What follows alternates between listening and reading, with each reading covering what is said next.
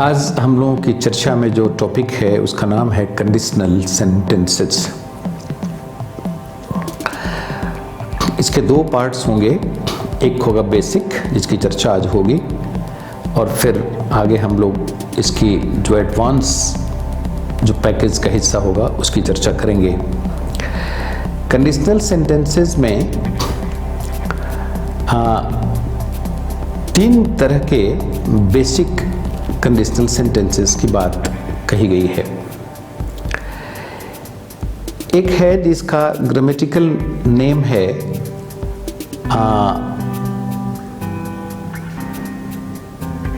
Probable condition, जिसका meaning wise अगर आप कहें तो इसको हम लोग ओपन कंडीशन कह सकते हैं। दूसरा है इम्प्रोबेबल कंडीशनल सेंटेंसेस, इसको एनालिटिकली इसको कहेंगे unfulfilled conditions of the present. और तीसरा है हमारा इम्पॉसिबल कंडीशनल सेंटेंसेस। उसको दूसरे शब्दों में कहना हो तो कह सकते हैं unfulfilled conditions of the past. तीनों की चर्चा आज होगी। उसमें पहला हमारा है प्रोबेबल कंडीशन। अब इसमें जो कंडीशनल सेंटेंसेस हैं उसके तीनों में दो दो सेंटेंस, मतलब पूरे सेंटेंस को दो पार्ट में हम लोग बांटेंगे। दो पार्ट से ही इसका सेंटेंस निर्मित होगा। उसके एक पार्ट में इफ वाला क्लॉज होगा और दूसरा पार्ट इसका मेन क्लॉज होगा। तो प्रोबेबल कंडीशन में जो स्थिति है वो ये है कि इसका जो इफ वाला जो पार्ट होगा, जो कंडीशनल पार्ट है, और दूसरा पार्ट जो मेन क्लॉज हमारा होगा वो रिजल्टेंट पार्ट है। तो वैसी स्थिति में कंडीशनल पार्ट जब होगा तो वो इफ से हम शुरू करेंगे और उसको हमेशा सिंपल प्रेजेंट में ही रखेंगे।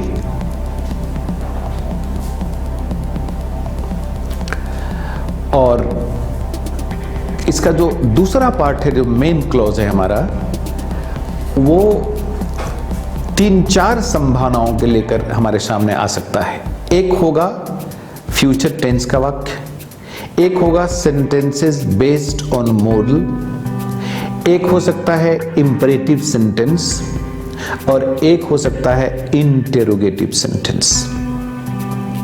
ये चार तरह के वाक्य मेन क्लॉज में हो सकते हैं।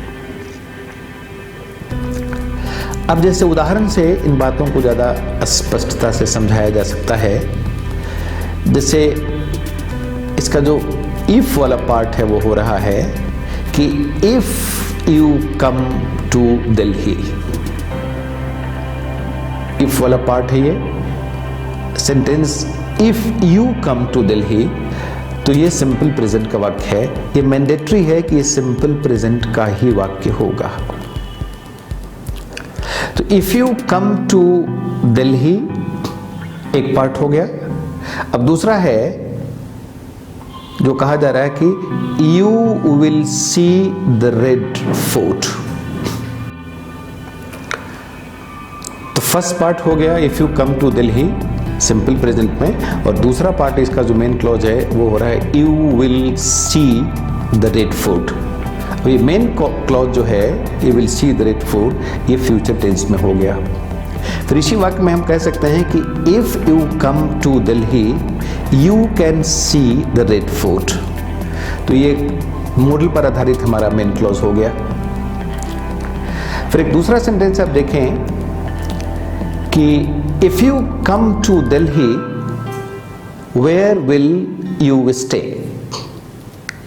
अब इसमें भी if you come to Delhi फिर सिंपल प्रेजेंट है, लेकिन वेयर विल यू स्टे ये हमारा इंट्रोगेटिव सेंटेंस हो गया।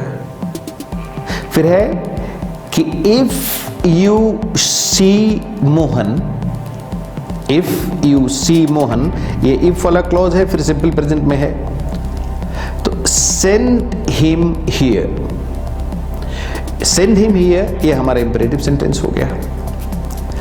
तो प्रोबेबल कंडीशनल सेंटेंसेस में आपको ध्यान रखना है कि इफ वाले जो सारे क्लॉजेस होंगे वो सब के सब होंगे इफ प्लस सिंपल प्रेजेंट।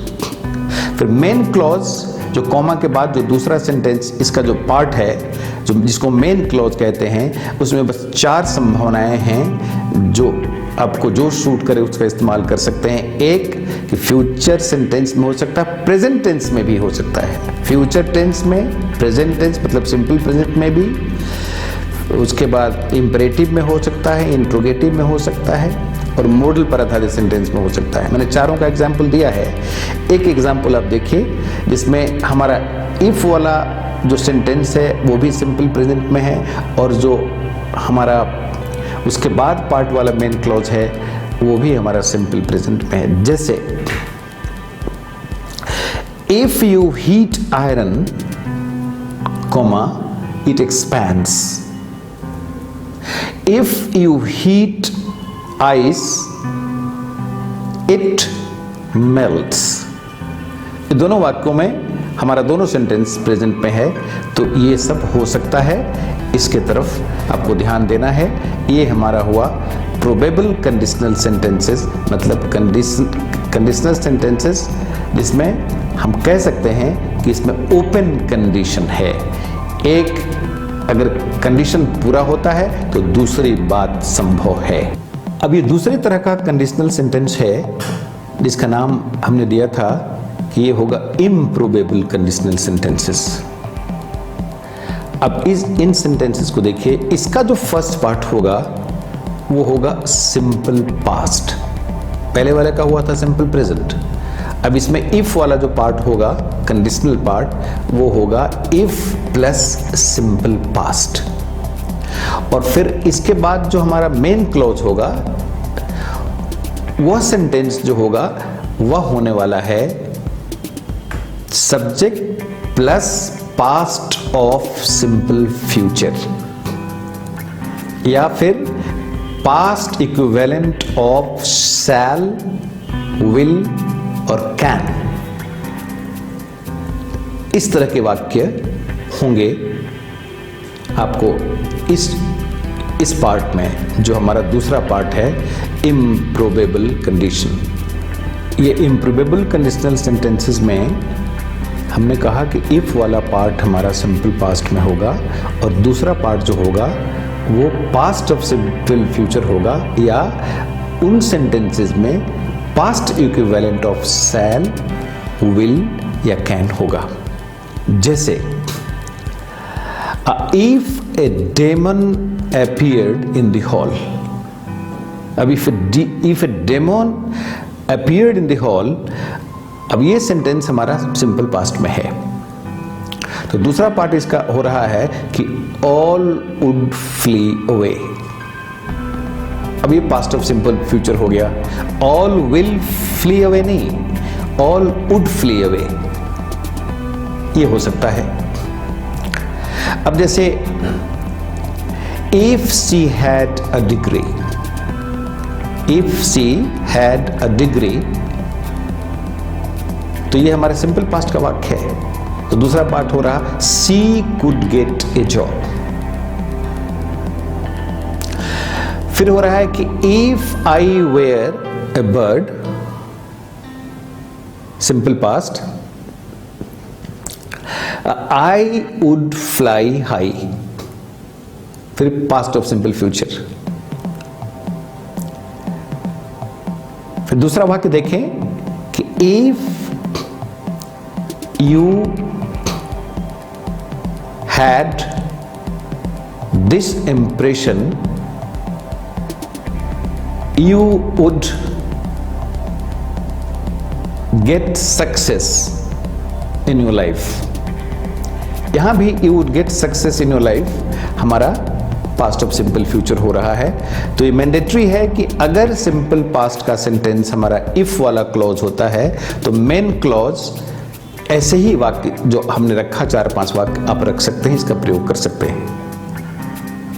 और इसको बिल्कुल डिस्टिंक्टिवली रखना है कि फर्स्ट से ये डिफरेंट है, फर्स्ट और इसमें कोई मेल जोल नहीं है, उसके अलग कंडीशंस हैं, सेंटेंस अरेंजमेंट्स अलग हैं, इसके अलग हैं, और इसको बिल्कुल अलग अलग ध्यान में रखने की ज़रूरत है। तीसरे तरह का जो कंडीशनल सेंटेंस है उसके स्ट्रक्चर्स बिल्कुल अलग होंगे। इसका इफ वाला पार्ट जो है वो क्लॉज होगा इफ प्लस पास्ट परफेक्ट, और दूसरा जो हमारा है मेन क्लॉज वो होगा पास्ट ऑफ फ्यूचर परफेक्ट। बहुत सारे हजारों सेंटेंस इसमें आते हैं, हम रोज इस्तेमाल करते हैं, लेकिन इसके पीछे के ग्रामर से आप अवगत हो रहे हैं कि इसके इस कॉम्बिनेशन को आपको बराबर मेंटेन, पहले तरह का जो वाक्य था उसका कॉम्बिनेशन अलग है, वो अलग रहेगा, दूसरा कॉम्बिनेशन अलग है, तीसरा फिर अलग है, तीनों को एक दूसरे में मिला देंगे आप तो दुर्घटना घटने वाली है, ग्रामेटिकल एक्सीडेंट। अब जैसे इसको देखिए कि अगर तुम मुंबई गए होते, if you had gone to Mumbai. दूसरा पार्ट होगा you would have seen the Gateway of India. तो पहला पार्ट हुआ इफ वाला हमारा पास्ट परफेक्ट, और दूसरा हमारा हो रहा है पास्ट ऑफ फ्यूचर परफेक्ट। फिर एक सेंटेंस आपके सामने रख रहा हूं कि if you had gone to Agra you would have seen the Taj Mahal. अगर तुम आगरा गए होते तो तुमने ताज महल देखा होता। कुछ और वाक्यों के इलस्ट्रेशंस को देखिए, चीजें और स्पष्ट होंगी। जैसे if your driver had been careful, past perfect का सेंटेंस है। दूसरा पार्ट हो रहा है the accident wouldn't have happened, ये पास्ट और फ्यूचर परफेक्ट हो गया। अब इन्हीं सब स्ट्रक्चर्स को दूसरे तरह से भी कहने का प्रावधान इस हेड में किया गया है। जैसे जब आप कहते हैं if you had gone to Mumbai, उसकी जगह आप कह सकते हैं had you gone to Mumbai. ये दोनों इक्विवेलेंट है, एक ही मीनिंग देता है और दोनों एक दूसरे की जगह रखा जा सकता है। आपने कहा if you had gone to Agra, तो इसके बदले आप कह सकते हैं had you gone to Agra you would have seen, वो पार्ट नहीं चेंज होगा, you would have seen the Taj Mahal.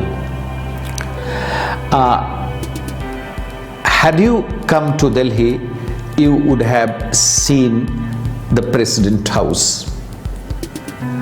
Had you come to Delhi you would have seen the parliament. तो इफ प्लस हम एक सेंटेंस दे रहे हैं जिसमें हमने पहले बताया था आपको कि subject plus had means past perfect, और एक उसी के बदले हैड से ही हमारा वाक्य शुरू होगा और दोनों का मीनिंग इक्विवेलेंट है। ऐसा नहीं कि हैड से शुरू हुआ तो इंट्रोगेटिव हो गया, ऐसा नहीं है, मीनिंग वही है। If you had gone to Agra meaning हुआ कि अगर तुम आगरा गए होते। सेम मीनिंग देने वाला ये दूसरा वाक्य है had you gone to Agra, meaning में कोई चेंज नहीं है। इसको भी समझने की ज़रूरत है। एक बार समझ लेंगे तो ये इस्तेमाल ज़िंदगी में बार बार होता है। एग्जामिनेशंस में भी ऐसे स्ट्रक्चर्स आते हैं, तो सारे समाधान बोलने, लिखने और एग्जामिनेशन में हर जगह कॉन्फिडेंट हैं, रिलैक्स्ड हैं। इस पर ध्यान देने की ज़रूरत है।